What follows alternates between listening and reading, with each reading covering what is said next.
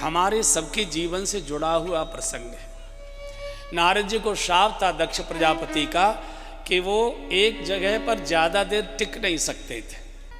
दक्ष के सब बच्चों को इन्होंने साधु बना दिया था, तो श्राप दे दिया कि तू किसी गृहस्थी के घर में ज़्यादा देर टिकेगा ही नहीं ताकि बालक बिगाड़े।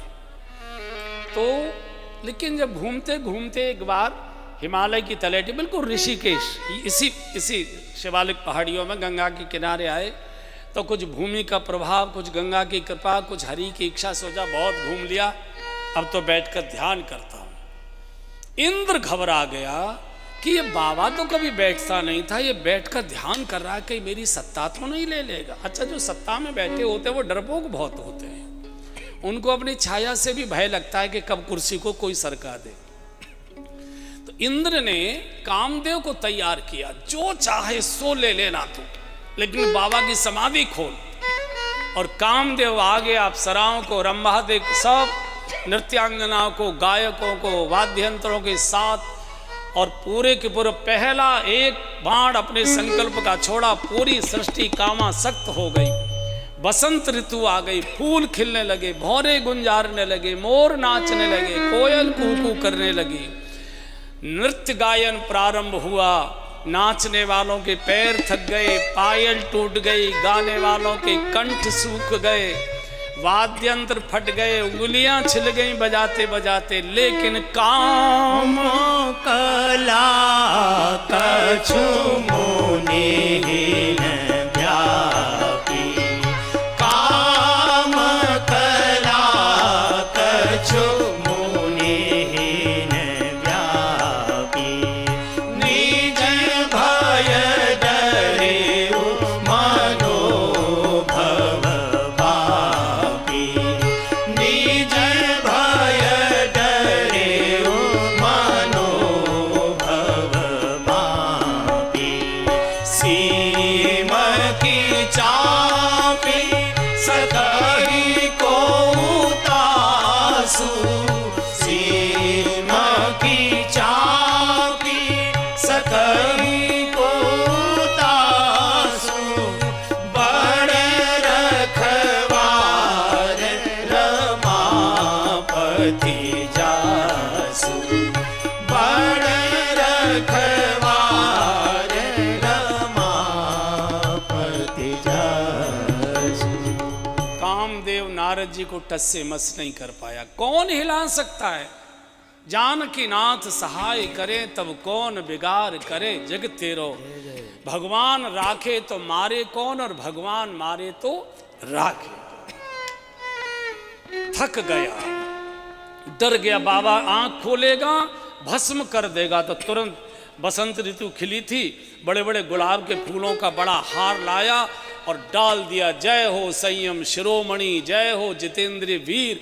मैंने एक बार किसी की ओर आंख उठाकर देख लिया, मैंने धराशायी कर दिया, लेकिन मेरे सारे प्रयत्न आपको हिला नहीं पाए। जय हो जय हो जय। पुरुषार्थ नहीं जगा पाया, प्रशंसा के मीठे शब्दों ने आंख खुलवा दी। और प्रशंसा की बड़ी महिमा, किसी को ठगना हो तो शुरुआत यहीं से करिए। देखिए, आप तो बहुत भोले हो, आप लोगों को समझते नहीं हो, आपको लोग यूं ही ठग ले जाते हैं। ये भी ठगने ही आया है, ये भी ठगने ही आया, यहीं से शुरू करते। जय जयकार, नेत्र खोल दिए, डर गया, बोले नहीं कोई बात नहीं, कोई बात, जाओ। और यही गलत हो गया कि जब तुम काम को आशीर्वाद दोगे तो श्राप तो राम को ही देना पड़ेगा। अगर दुर्गुण को आशीर्वाद दोगे तो गला तो सद्गुण का ही घोटना पड़ेगा आपको। और वही हुआ। और प्रशंसा की एक विशेषता होती है, बड़े लोग सुन लीजिए ध्यान से। प्रशंसा के शब्दों के साथ प्रशंसक भी कान के मार्ग से मन में जाकर बैठ जाता है, और जो मन में बैठा होता है वही आदमी बोला करता है।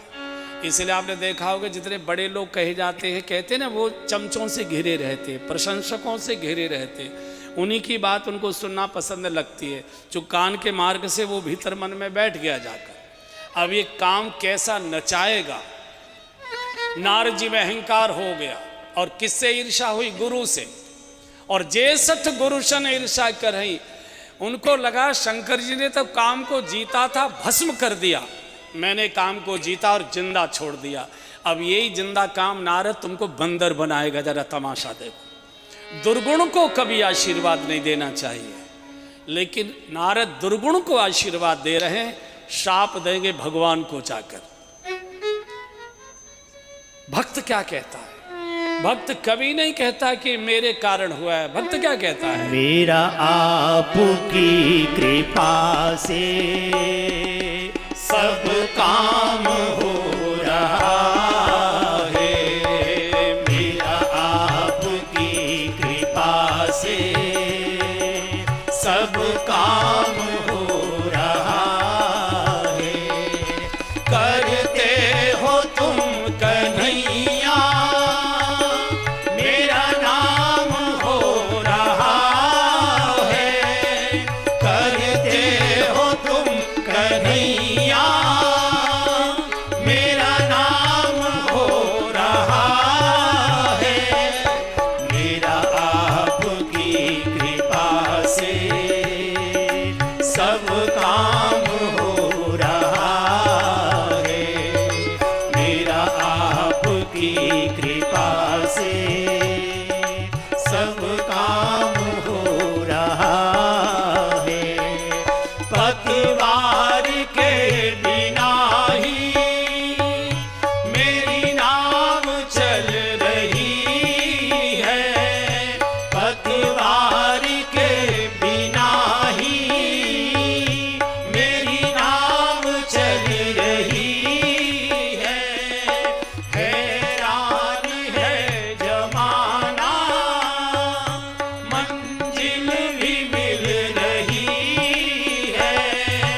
हैरान है जमाना, मंजिल भी मिल रही है। करता नहीं मैं कुछ भी, ये तमाम हो रहा है।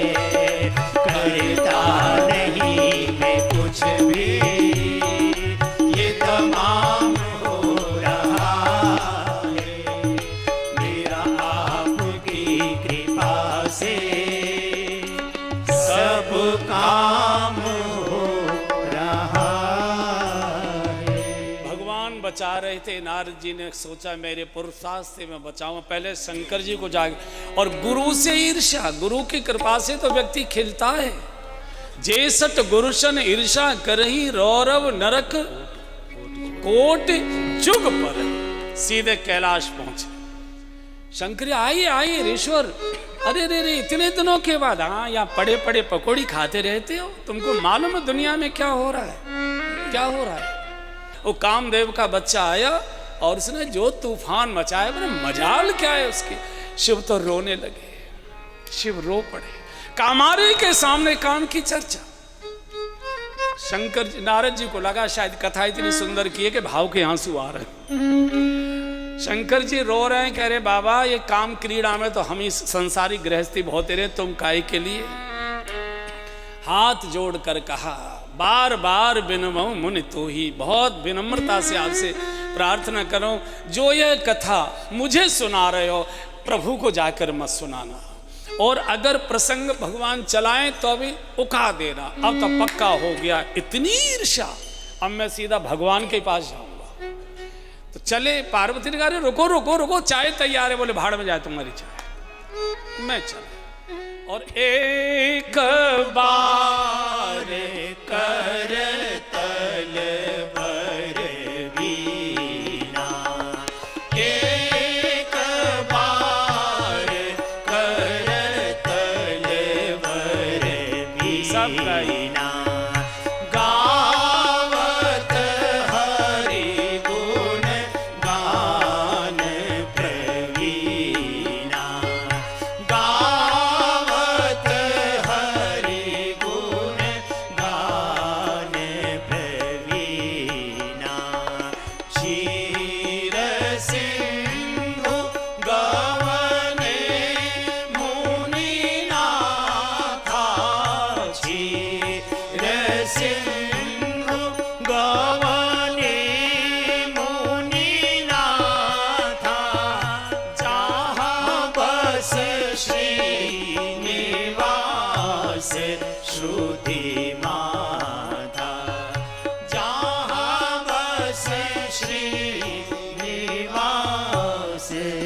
श्रुतिमान।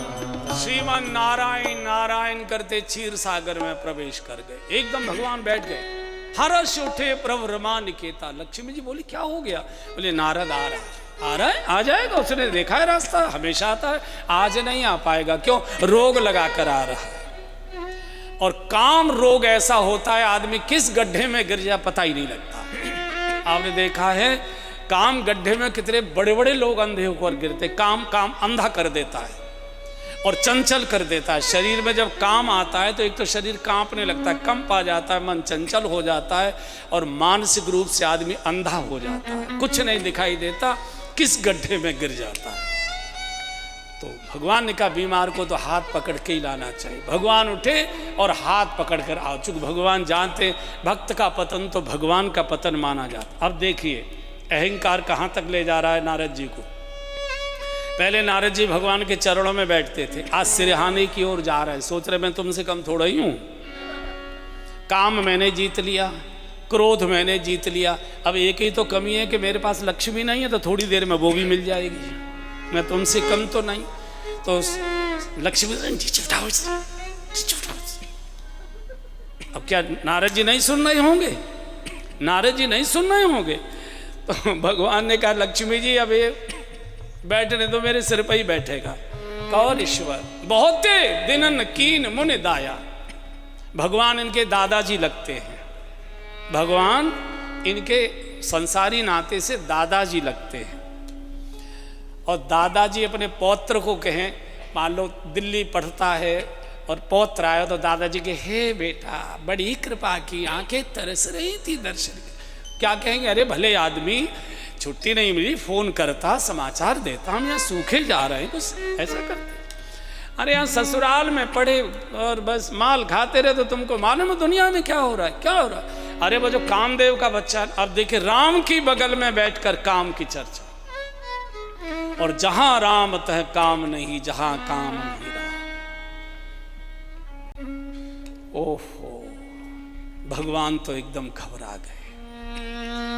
वो सब न अप्सराएं ध्यान में आने लगी। बंधुओं और बहनों, थोड़ा 2 मिनट इस पर गंभीर चिंतन कर लीजिए। मनुष्य तन से कहाँ बैठा ये बहुत महत्व की बात नहीं, मनुष्य का मन कहाँ बैठा हुआ है ये महत्व की बात। तन तो कई बार मंदिर में बैठा होता है, लेकिन मन जन कहाँ कहाँ अटकता और भटकता रहता है। और जीवन का निर्णय तन से नहीं होता, मन से होता। जो मन में होता है तन को वहाँ जाना पड़ता है और वो करना पड़ता है। इसलिए मन में अगर ऐसी बातें आती हैं जिनको हम पूरा नहीं करना चाहते, लेकिन वो बातें आएंगी और आती ही हैं। जल का स्वभाव है नीचे की ओर गिरना, मन का स्वभाव है बुराइयों की ओर जाना। ऊपर उठाने के लिए जल को टिल्लू लगाना पड़ता है, मन को ऊपर उठाने के लिए ध्यान साधना करनी पड़ती है, बहुत कठिन होता है। बड़े बड़े ऋषि मुनियों का मन भी नीचे की ओर ही जाता है, उसको साधना पड़ता है। इसलिए ऐसी बातों में मन जा रहा है जिनको हम पसंद नहीं करते और वो हमारे बस में नहीं है रोकना, तो क्या करना? उस समय उस पर ध्यान मत दीजिए। गोलगप्पे खाने का मान लो शिव चौक पर चाट खाने का मन कर रहा है, मन में आ गया और आपने चाट के स्वाद पर ध्यान देना शुरू कर दिया अपने ऑफिस में बैठकर। और आदमी ध्यान करते ऐसे हो जाता है और ध्यान करते करते आपका तन शिव चौक पर कब पहुंच गया, चाट का पत्ता कब खा लिया, आपको पता नहीं लगेगा। अगले दिन जब छाती में जलन होगी, खट्टी डकार आएंगी, तब होश आएगा कि हमने चाट खाई थी। शरीर धर्म सबका, जब नारद जैसा पागल हो रहा है तो हम किस खेत की मूली है? सबके मन में आता है, लेकिन उस समय आसन बदल दीजिए। लेटे हैं तो बैठ जाइए, बैठे हैं तो खड़े हो जाइए, टहलने लग जाइए। वो जो चक्र चल रहा था उसको तोड़ दीजिए उस समय। अगर आपने उस पर स्वाद लेना शुरू कर दिया, मन में ध्यान देना शुरू कर दिया, गड्ढे में निश्चित गिरोगे, कोई बचा नहीं सकता। भजन पाठ करने वाले भी गड्ढे में गिर रहे हैं, बचा नहीं सकता। भगवान की बगल में बैठे नारद काम का चिंतन कर रहे हैं। यहाँ से चले। भगवान ने सोचा कि ओहो बालक है, बालक को तो खेल खेल में समझाना चाहिए, उपदेश दूंगा तो कहेगा अपनी पत्नी पिटा रखी है और मेरी शादी की वो नहीं कर रहे। चले तो भगवान ने लीला की, एक नगर बसा दिया, सुंदर नगर। यहाँ के राजा शीलनिधि इसी रास्ते से गए थे, तब नगर नहीं था। पूछ सकते थे भाई ये नगर कहाँ से आ गया, माया भी है ना, और माया भी चीजें मन की आंखों से दिखाई देती है, माथे की आंखों से दिखाई नहीं देती। बोले शीलनिधि राजा का ये नगर है, या उनकी बिटिया है विश्वमोहिनी। अब देखिए ना नाम भी कैसा लाए हैं, विश्वमोहिनी। आज उसका स्वयंवर है तो सब राजे महाराजे पंडाल तो काम का चिंतन तो कर ही रहे थे। विश्वमोहिनी नाम आ गया तो कल्पना होने लगी, ऐसी होगी, ऐसी सुंदर होगी, ये होगी। पहुंच गए, राजा ने स्वागत सत्कार किया ऋषि के रूप में, बिटिया को बुलाया। आन दिखाई नारद। जब कोई साधु हमारे घर में आता तो बच्चों को दर्शन कराते हैं, बच्चों को दर्शन कराते, दिखाई तो लड़की जाती है। कहते हैं आज बिटिया को देखने वाले आने वाले। आन दिखाई नारद भूपति राजकुमार। ये बिटिया है बाबा, इसके जरा गुण दोष देखिए कैसा। अभी तक काम का चिंतन चल रहा था, काम सामने आ गया, इस पर शौर कर लिया। ध्यायतो विषयान पुंस, गीता बोल रही है, ध्यायतो विषयान पुंस संगस्ते शुपजायते संगात संजायते कामः कामात् क्रोधो विजायते क्रोधात् भवत सन्मोहा सन्मोहात् स्मृति विभ्रम और स्मृति भ्रंशात् बुद्धिनाशो और बुद्धिनाशात् प्रणश्य। काम का चिंतन करोगे तो काम भोग की इच्छा पैदा होगी, और जब काम भोग की इच्छा प्रबल होती है तो किस गड्ढे में आदमी गिरता है इसका कोई होश नहीं रहता। पागल हो गए और सोचने लगे इसकी शादी तो मेरे साथ होनी चाहिए। अब देखिए कितना पतन। तो चल दिए। तो राजा ने कहा ऋषिवर रुको ना, स्वयंवर होने वाला है, आशीर्वाद दे के जाना। नहीं मुझे बड़ा जरूरी काम है। सोचा नारद जी ने कि दाढ़ी वाले को तो लड़की भरेगी नहीं, तो हरिसन मांगहूं सुंदरताई, हरिसन मांगहूं सुंदरताई। भगवान के जैसा मेरा कोई हितैषी नहीं है, तो भगवान से सुंदरता मांगो। पहले तो नगर से निकलते ही माला तोड़ दी। जप तप कछु न होई तेहि काला, जप तप कछु न होई तेहि काला। हे विधि मिलहि कवन विधि बाला, हे विधि मिलहि कवन विधि बाला। वीणा तोड़ दी, माला तोड़ दी। अब चूंकि रूप में ब्यूटी पार्लर जा नहीं सकते थे, घंटों तो दाढ़ी बनवाने में लगते, तो सोचा भगवान से सुंदर रूप बनाओ मांगू। और करो जाय सोई जतन बिचारी, जई प्रकार मोई बरे कुमारी। अभी कामदेव को परास्त करके आए, कामांध इतने हो गए कि पागलों जैसे। भगवान तो लीलाधारी एकदम भगवान प्रकट हो गए। वहीं जब नारद जी रो रहे थे, हाँ तो बैकुंठ जाने में तो तब तक तो स्वयंवर निकल जाएगा, ये तो हाथ से गई गाड़ी। तो रोए रोए तो भगवान प्रकट हो गए। भगवान ने कहा कहो नारद क्या चाहिए, ज्ञान दूं, भक्ति दूं, वैराग्य दूं, क्या दूं? नारद जी ने कहा तीनों को चूल्हे में दे दो।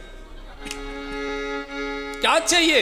बोले आपन रूप देव प्रभु मोई, अपना रूप चाहिए। क्या करोगे?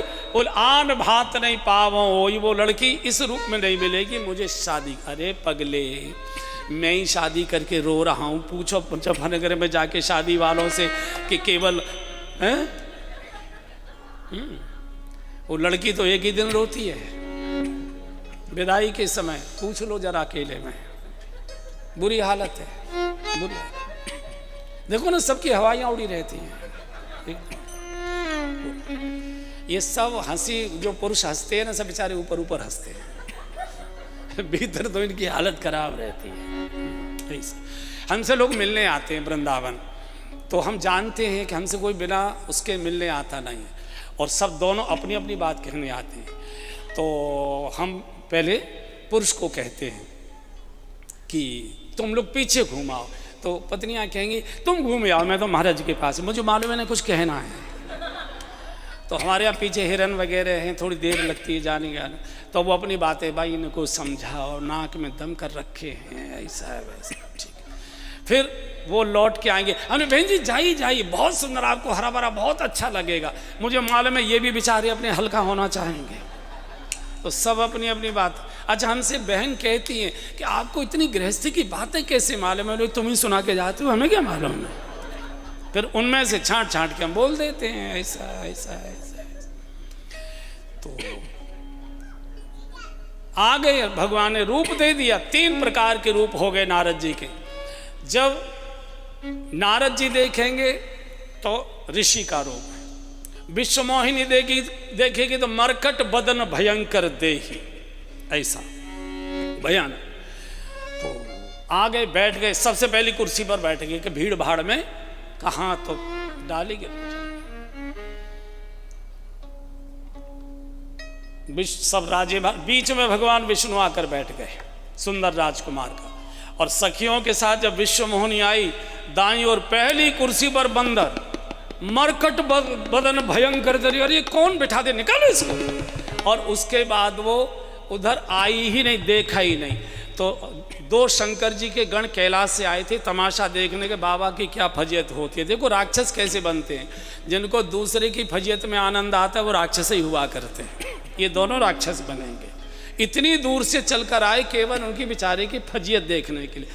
तो बोले कि परेशान मत हो, संकोच के कारण से जल्दी लौटगी, भीड़ ज़्यादा थी, इधर ही आएगी। और गोस्वामी लिखा पुण्य पुण्य मुन उकसई अकुलाई।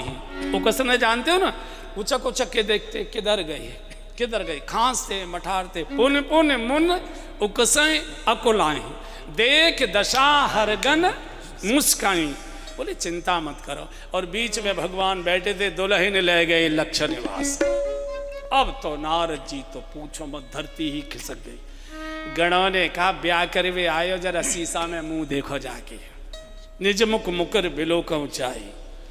और जो दूसरे का उपहास करता है वो राक्षस ही होता है।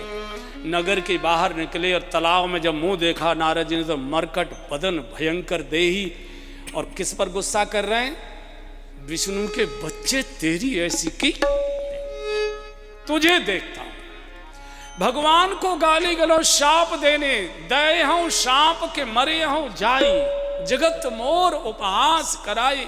भगवान रथ में बैठकर विश्वमोहिनी के साथ और लक्ष्मी जी के साथ जा रहे थे, और ये दौड़े चले जा रहे, सपत चले कमलापति पाई। और बीच ही पंथ मिले धनुजारी, बीच में भगवान मिले, संगरमा सोई राजकुमारी। देख अच्छा धोखेबाज, दुनिया में मैंने तुम्हारे नाम की यशगाथा गाई है, अपनी शादी कर ली और अपना पेट नहीं भरा, दूसरे की पत्नी को लेकर चले आए, शर्म नहीं आती। तो लक्ष्मण ने कहा बाबा गाली दे रहा है, इसको रोको ना, अच्छा नहीं लग रहा। बोले नहीं, ये नेक पूरा कर रहा है। नेक क्या पूरा कर रहा है? बोले शादी के समय गालियां गाई जाती हैं, तो हम लोग जल्दी निकल आए, तो वो नेक पूरा करने को ये यहाँ आया।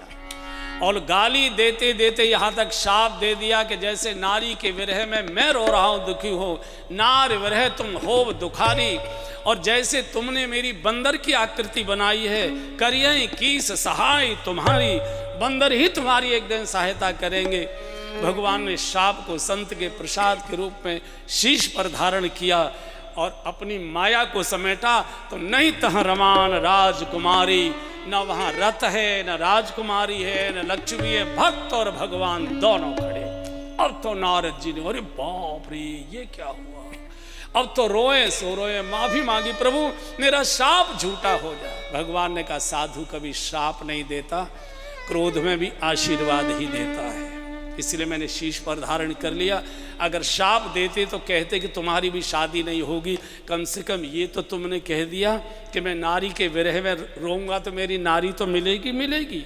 और अगर शाप देते तो कहते कि बंदर तुम्हारे चश्मे ले जाएंगे, तुम्हारे मोबाइल छीन ले जाएंगे, तुम्हारे कपड़े फाड़ देंगे, ये कहते। लेकिन तुमने कहा करिए कीस सहाय तुम्हारी, बंदर तुम्हारी सहायता करेंगे। बोले प्रभु अब ये मुझे क्षमा करिए, मैं कैसे इस पाप से मुक्त हूं। बोले मैं नहीं कर सकता, जाओ वैद्य जी के पास जाओ। कहाँ है वैद्य जी? बोले कैलाश में निवास करते हैं। जिनकी आज्ञा का तुमने उल्लंघन किया था, जप हो जाए शंकर सतनामा, जप हो जाए शंकर सतनामा, होए हृदय तुरत विश्रामा, होए हृदय तुरत विश्रामा, जेहि पर कृपा न करहि पुरारी, जेहि पर कृपा न करहि पुरारी, सोन पाव मुनि भगति हमारी, सोन पाव मुनि भगति हमारी। सीधे शंकर जी के चरणों में जाओ और वहां जाकर शंकर जी के सतनाम का जप करो, ओम नमः शिवाय का जप करो। जय पर कृपान करई पुरारी, सोन पाव मुनि भगति हमारी।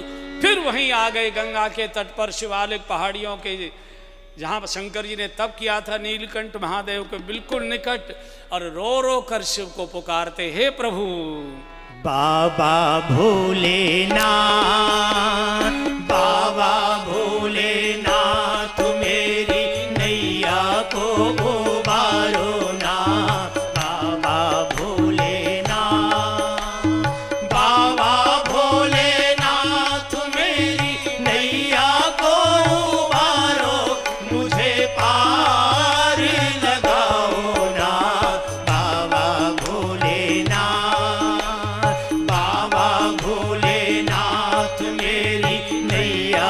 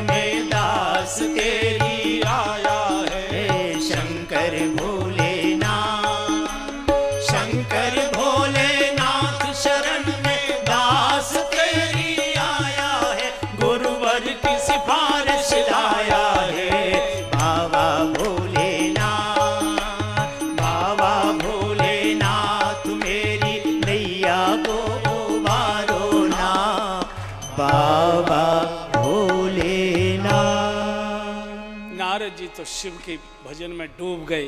थोड़ा सा इसके गंभीर प्रसंग का दर्शन करिए। नारद जी को क्यों बचाया? भगवान का स्वभाव है, जो किसी भी प्रकार का कर्म करके भी मेरी शरण में रहता है उसकी रक्षा करता हूं। और कैसे रक्षा करता हूं? करऊं सदा तिनके रखवारी, जिमि बालक राखे मेहता। शादी की भी इच्छा हुई, मेरे चरणों में रूप मांगने आया। क्रोध आया, गाली गलौज की इच्छा हुई, मुझे ही गालियां देने आया। और जो भी सब कुछ शुभ भी तेरा अशुभ भी तेरा, तो जो सब कुछ मुझे अर्पित करता है तेरा, तुझको अर्पित क्या लागे मेरा, मैं उसकी हर परिस्थिति में रक्षा करता हूं। भगवान के शब्द देखिए, कैसे रक्षा? करऊं सदा तिनके रखवारी, जिमि बालक राखे मेहतारी। बिल्कुल गांव का शब्द। मेहतारी शब्द जानते कैसे बना है? मेहतर से। मेहतर से मेहतारी शब्द बना है। और मेहतर क्या काम करता है हम सब जानते हैं। जिस काम को कोई नहीं कर सकता वो काम मेहतर करता है। माँ भी वही करती है। चाची ताई भी, छोटा बच्चा अगर पॉटी कर दे तो चाची कहेगी अरे आपके बेटे ने पॉटी कर दी, ताई कहेगी आपके मुन्ना ने पॉटी कर दी, उसे छुएगी नहीं। भगवान बिल्कुल पॉटी उठाता है सब प्रकार से। करऊं सदा तिनके रखवारी, लेकिन शर्त है सब कुछ मुझे समर्पित। जब बालक माँ को समर्पित हो जाता है, बालक पालने में चैन से सो रहा है, माँ कथा सुनने गई है, बेचैन हो रही है, कौशल्य कब बंद करें, बालक जग न गया हो, रो न रहा हो, टट्टी पेशाब न कर रहा हो। माँ अध्यापिका है, स्कूल में चिंतित है, बालक धूप में न पड़ा हो, रो न रहा हो, बालक चैन से, माँ बेचैन है। भक्त चैन से रहता है, भगवान दिन रात जाग कर बेचैन है।